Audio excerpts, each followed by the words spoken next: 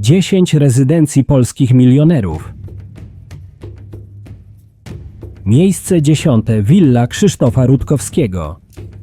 Willa Krzysztofa Rutkowskiego znajduje się w miejscowości Romanów pod Łodzią i jest jedną z najbardziej rozpoznawalnych, prywatnych rezydencji w regionie. Krzysztof Rutkowski to jedna z najbardziej rozpoznawalnych i kontrowersyjnych postaci w Polsce, znany głównie jako prywatny detektyw mimo braku licencji. W ostatnich latach przedsiębiorca, osobowość medialna, a w przeszłości również poseł. Jego wizerunek opiera się na udziale w głośnych sprawach kryminalnych oraz eksponowaniu luksusowego stylu życia. Na jego usługi decydują się celebryci i bogacze. Za jedno proste zlecenie może otrzymywać ponad 100 000 euro. Jego majątek szacowany jest na 50 milionów złotych. Dom ma około 500 metrów kwadratowych powierzchni. Posiadłość położona jest na dużej działce, otoczonej zielenią, co zapewnia prywatność i spokój. Na terenie znajduje się basen oraz rozbudowana strefa wypoczynkowa. Willa posiada także duży garaż, w którym właściciel przechowuje swoje luksusowe samochody. Charakterystycznym elementem posesji jest miejsce przygotowane pod lądowanie helikoptera. Wnętrza domu są urządzone w stylu nowoczesnym, z naciskiem na funkcjonalność i wygodę. W willi znajdują się również pomieszczenia pełniące funkcję biura i zaplecza dla działalności detektywistycznej. Całość jest dobrze zabezpieczona i monitorowana, co wynika ze specyfiki pracy właściciela. Rezydencja bardziej przypomina prywatną bazę operacyjną niż klasyczny pałac, łącząc funkcję domu i miejsca pracy. Detektyw urządził imprezę w hollywoodzkim stylu. Na komunię syna i przyjęcie z okazji odnowienia przysięgi małżeńskiej z żoną Mają, na którą wydał ponad 500 000 złotych. Dziecko weszło w posiadanie 2 drogich samochodów. Jeden z nich to wart 50 000 złotych, elektryczny pojazd. Drugi to 400-konne BMW E36 z silnikiem E46, którego wartość to około 200 000 złotych. Jest też właścicielem barokowego Pałacu Szczepów pod Głogowem na Dolnym Śląsku. Detektyw Krzysztof Rutkowski kupił pałac z otaczającym go terenem o powierzchni 13 hektarów w 2016 roku. Nieruchomość próbuje sprzedać od kilku lat za bagatela 10 milionów złotych. Miejsce 9. Dom Piotra Misztala. Rezydencja Piotra Misztala znajduje się w spokojnej podmiejskiej okolicy Łodzi i zajmuje dużą prywatną działkę. Piotr Misztal to polski przedsiębiorca i były poseł Samoobrony, który dorobił się głównie na biznesie deweloperskim i firmach związanych z budownictwem oraz inwestycjami. Jego majątek był w przeszłości oficjalnie szacowany na 60 milionów złotych jako poseł, natomiast obecnie, według nieoficjalnych ocen i wartości nieruchomości, może sięgać do ponad 100 milionów złotych. Kiedyś miał nie lada problemy z prawem i chciał przewieźć do Szwajcarii $1 milion, ale zwolniono go, bo miał paszport dyplomatyczny. Dom ma charakter nowoczesnej, rozbudowanej willi o powierzchni 1400 m2, której budowa wyniosła 25 milionów złotych, a utrzymanie też nie jest tanie. Na przykład ogrodnik co miesiąc życzy sobie 12 000 złotych. Jest wielkości 10 przeciętnych domów jednorodzinnych lub 20 mieszkań w bloku. Jest tu między innymi basen, sauna, 9 łazienek, 2 kuchnie, 4 pokoje gościnne, sypialnia biznesmena, gabinet, 7 telewizorów i dużo przestrzeni otwartej. Architektura budynku opiera się na prostych, geometrycznych formach oraz dużych przeszkleniach, które wpuszczają dużo światła. Wnętrza willi są urządzone w stylu luksusowym, z wykorzystaniem wysokiej jakości materiałów i nowoczesnych technologii. Po wejściu do domu uwagę przyciągają lampy. Kilkadziesiąt srebrnych kul kosztowało 80 000 złotych. Natomiast w garażu jest miejsce na 2 auta, Ferrari i Bentleya. Ogród jest starannie zaprojektowany i utrzymany, zapewniając prywatność oraz estetyczne otoczenie domu. Dom Piotra Misztala został wystawiony na sprzedaż w 2020 roku za 35 milionów złotych. Miejsce 8. Willa Piotra Śledzia. Rezydencja Piotra Śledzia znajduje się w okolicach Śremu, niedaleko Poznania i jest jedną z najbardziej rozpoznawalnych, prywatnych posiadłości w regionie. Piotr Śledź jest jednym z najpopularniejszych biznesmenów na polskim Instagramie, a jego profil, na którym pokazuje swoje luksusowe życie, obserwuje ponad 60 000 fanów. Śledź jest między innymi właścicielem firmy Bocian Pożyczki, w której posiada 63% udziałów. Śledź działa również w takich branżach jak domy wakacyjne Holiday Park and Resort, handel, mieszkania, biura czy billboardy. Majątek Piotra Śledzia, określanego mianem tajemniczego milionera z Instagrama, szacowany jest na około 400 milionów złotych. Co ciekawe, nigdy nie figurował jednak na liście najbogatszych Polaków Forbesa. Jego luksusowa willa jest opisywana jako ogromna posiadłość, zajmująca niemal pół wsi, z 400-metrowym gabinetem. Choć dokładna wartość willi nie została publicznie podana, jest ona wizytówką jego wystawnego życia. Posiadłość ma szacunkowo powierzchnię kilku hektarów, a jej wartość ocenia się na około 40 milionów złotych. Całość jest ogrodzona i monitorowana, co podkreśla wysoki poziom bezpieczeństwa. W centrum znajduje się nowoczesna, rozległa willa o dużej powierzchni mieszkalnej. Na terenie znajdują się także budynki pomocnicze, w tym garaże na luksusowe samochody, 2 Rolls-Royce'y, Range Rovera, Bentleya oraz Lamborghini. Jednym z najbardziej charakterystycznych elementów jest ogromny ogród zaprojektowany w stylu francuskim. Właściciel określa go jako jeden z największych tego typu ogrodów w Polsce. Posiadłość zawiera również strefy rekreacyjne, takie jak siłownia i przestrzeń do wypoczynku. Całość ma charakter prywatnego kompleksu, bardziej przypominającego mini resort niż zwykły dom. Miejsce 7. Rezydencja Józefa Wojciechowskiego.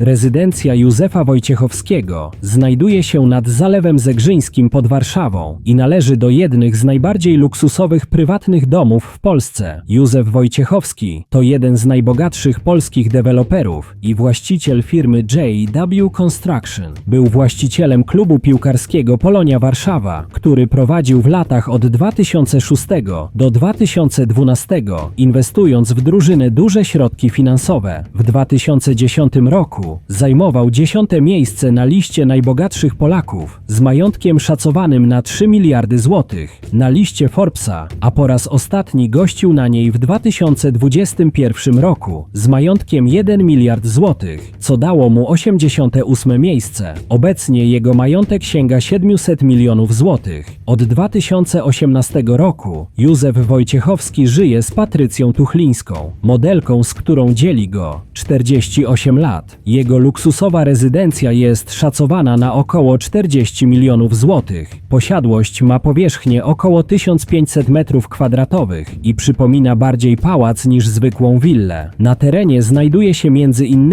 kort tenisowy z rozsuwanym dachem oraz prywatne boisko. Willa posiada także duży basen z jacuzzi oraz rozbudowaną strefę rekreacyjną. Cała posesja jest silnie chroniona. Pilnuje jej nawet kilku ochroniarzy. W ogrodzie znajdują się egzotyczne elementy, między innymi palmy i ptaszarnia, co nadaje jej wyjątkowy charakter. Wnętrza są bardzo luksusowe, dominują marmury, złoto i kryształowe żyrandole. W garażu znajdują się luksusowe samochody, 2 Bentleye oraz Hammer. Jednym z nich kierowca codziennie odwozi szefa do pracy, a właściciel korzysta także z prywatnego helikoptera.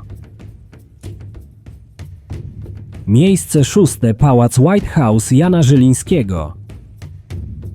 White House to luksusowa rezydencja należąca do Jana Żylińskiego, polsko-brytyjskiego arystokraty i biznesmena. Urodził się w roku 1951 w Londynie jako syn Andrzeja Żylińskiego oraz Grażyny Krzętowskiej. Jego ojciec był prawnikiem, z którego usług korzystał m.in.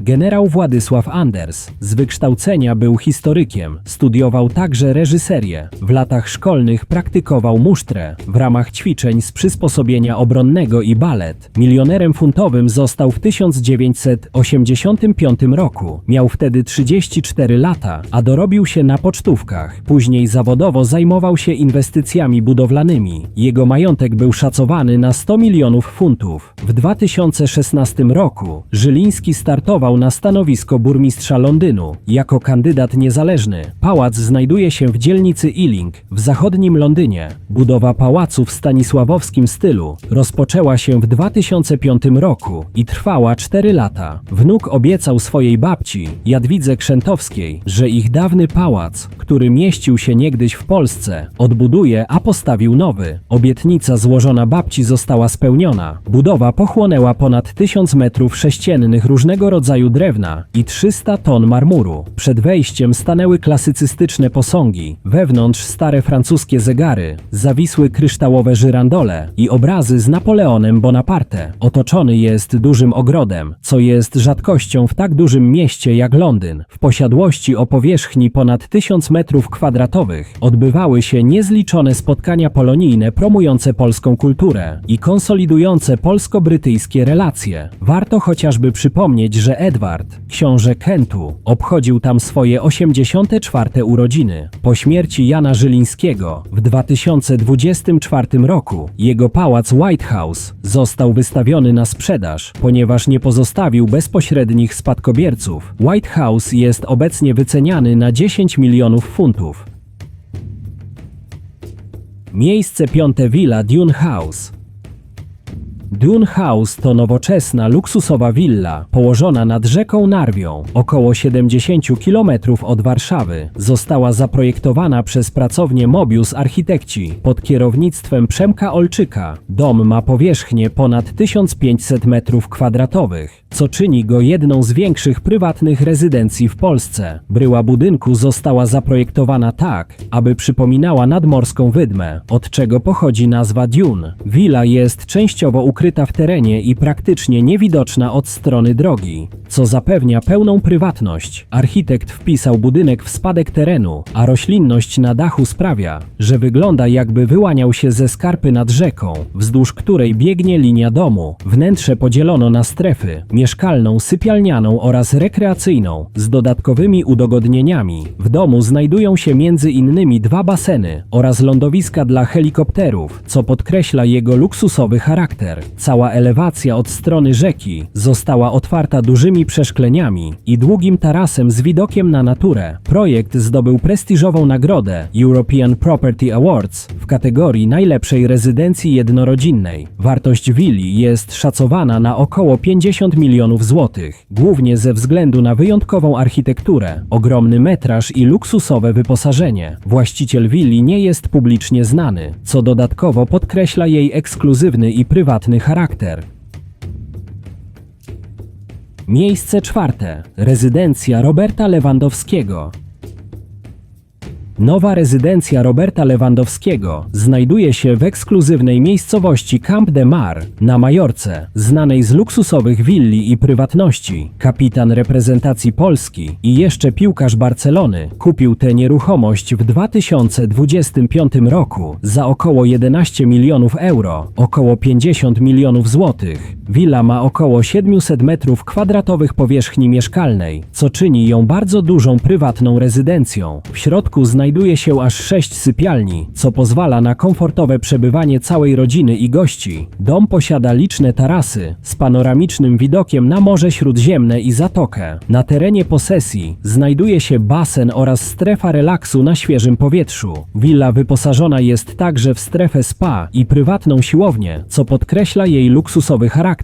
Lokalizacja zapewnia dużą prywatność, ponieważ Camp de Mar to spokojna i prestiżowa część wyspy. Rezydencja jest wykorzystywana głównie jako dom wakacyjny dla Lewandowskiego i jego rodziny. Całość uchodzi za jedną z najdroższych i najbardziej luksusowych nieruchomości należących do polskiego sportowca. Majątek Roberta Lewandowskiego i jego żony Anny szacowany jest na ponad 700 milionów złotych. Pierwszą nieruchomość na Majorce nabył jeszcze w 2021 roku i była to willa w Santa Ponsa, Calviá, która miała kosztować naszego piłkarza około 3,5 miliona euro. Dom ma powierzchnię ponad 400 m2, a posiadłość znajduje się na działce o powierzchni około 1200 m2. Obecna główna willa Roberta Lewandowskiego pod Barceloną w okolicy Castelldefels-Garraf to luksusowa trzypiętrowa posiadłość o powierzchni ponad 700 m2 na dużej działce. Cena nieruchomości była szacowana na od 2,4 do 4,3 miliona euro, około od 10 do 18 milionów złotych. Przed przebudową, po zakupie Lewandowski rozpoczął generalny remont i przebudowę całej willi. Lewandowscy posiadają także drewnianą willę na Mazurach, w Stanclewie nad jeziorem Jełmuń z prywatną plażą, która pełni funkcję spokojnego domu wakacyjnego blisko natury. Jej łączny koszt wyniósł około 10 milionów złotych. Posiadają również luksusowy apartament na Złotej 44 w Warszawie, jednym z najbardziej prestiżowych wieżowców mieszkalnych w Europie, którego wartość to 30 milionów złotych.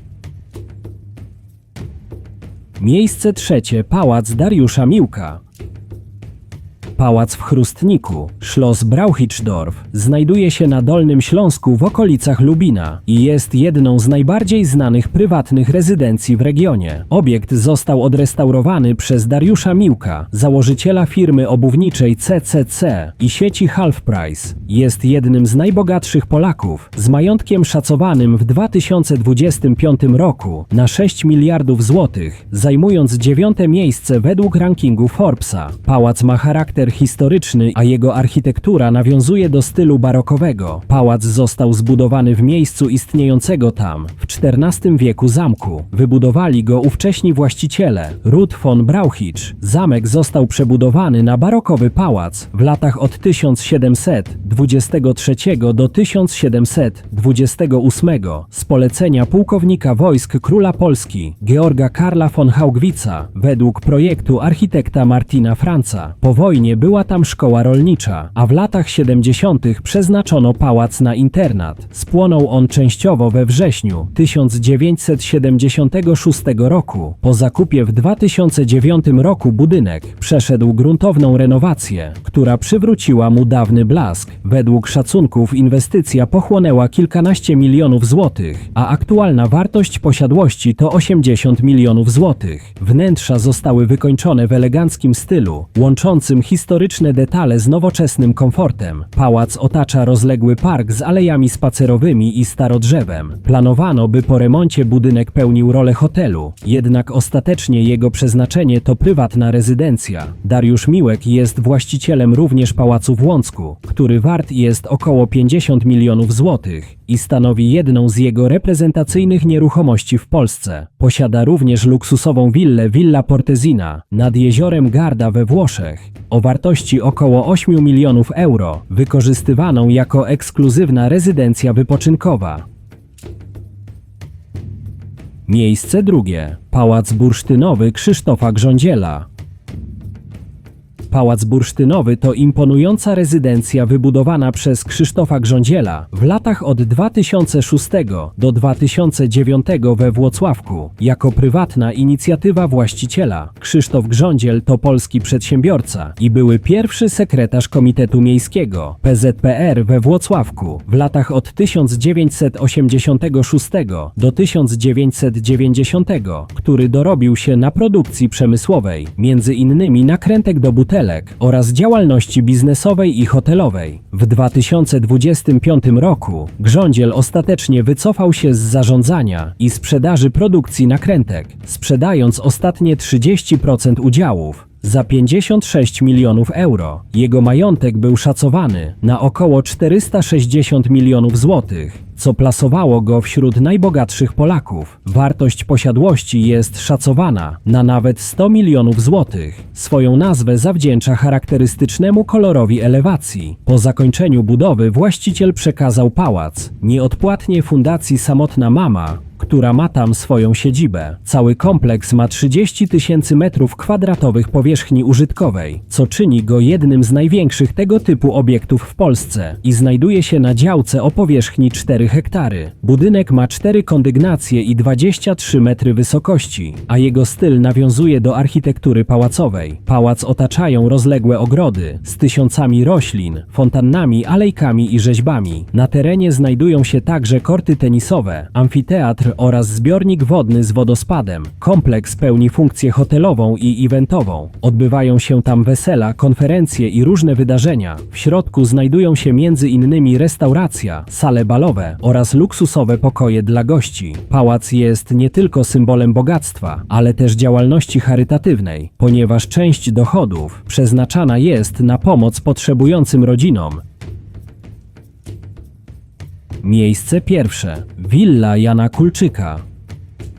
Jan Kulczyk posiadał jedną z najbardziej luksusowych rezydencji w Europie, położoną w prestiżowym kurorcie Sankt Moritz. Kulczyk był najbogatszym polskim biznesmenem i inwestorem, założycielem Kulczyk Holding, działającym m.in. w energetyce i surowcach. Jego majątek w 2015 roku wynosił $4 miliardy, od 15 do 16 miliardów złotych. Na liście Forbes zajmował pierwsze miejsce w Polsce przez wiele lat oraz 330 miejsce na świecie. W 2015 roku zasłynął nie tylko ze swoich przedsięwzięć biznesowych, ale także z posiadania niezwykle luksusowych nieruchomości. Posiadłość znana jako Lonsdale Estate była uznawana za najdroższy dom w całej Szwajcarii. Willa została wyceniona na $185 milionów, ponad 700 milionów złotych. Rezydencja miała aż 7 kondygnacji i powierzchnię kilku tysięcy metrów kwadratowych. Samo prywatne spa i strefa rekreacyjna mają powierzchnię 1000 metrów kwadratowych. W środku znajdowały się luksusy takie jak spa, kino domowe, biblioteka i prywatny teatr. Jednym z najbardziej niezwykłych elementów było podziemne jezioro z oświetleniem kryształami Swarowskiego. Wnętrza wykończono ekstremalnie luksusowo. Użyto m.in.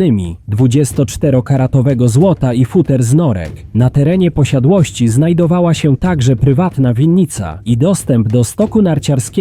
Budowa rezydencji była symbolem ogromnego majątku Kulczyka i jego pozycji jako najbogatszego Polaka. Po śmierci Jana Kulczyka willa przeszła w ręce jego córki, Dominiki Kulczyk, i wystawiona na sprzedaż w 2017 roku. Dziś uchodzi za jedną z najbardziej spektakularnych willi miliarderów, nie tylko w Polsce, ale na świecie. Do jego luksusowych nieruchomości należały Château de Madrid na Lazurowym Wybrzeżu, neobarokowa willa pod Łabędziami czy też Wanda w Konstancinie, posiadłości w Miami i na Sardynii oraz dom Marii Skłodowskiej-Curie pod Paryżem. Jeśli film Ci się spodobał, zostaw łapkę w górę i zasubskrybuj kanał.